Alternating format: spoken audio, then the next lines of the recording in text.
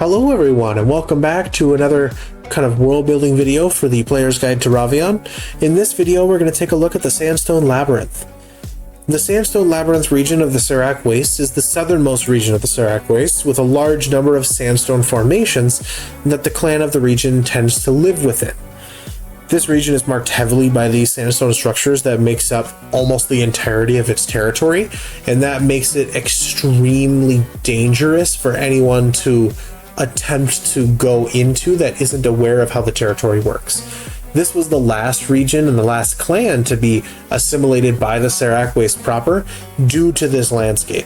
It is a labyrinthine maze of tunnels and arches and walls of this sandstone structure.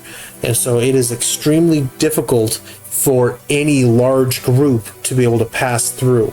There are numerous creatures that call this region home, including the various clans here. The Sandstone Labyrinth is a challenging region to navigate, but it is full of vibrantly colored canyons of granite and sandstone that serve as a home to a number of desert creatures.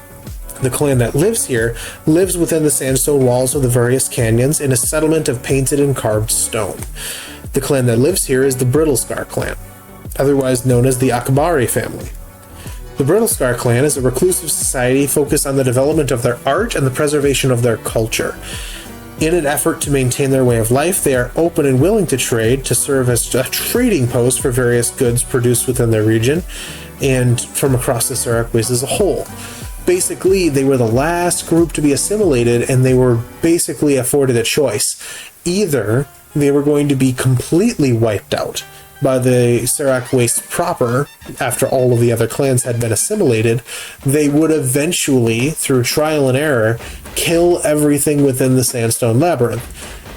But that was not necessarily the most efficient thing to do, and so it was more beneficial for the Serac Wastes to approach the Sandstone Labyrinth region and the Akbari clan and say, hey, we can and we will eventually find you. And eventually, if we get to that point, we will just wipe you from the map because we're not doing this again. Or you can play nice with us. And that was kind of the choice that this clan was given.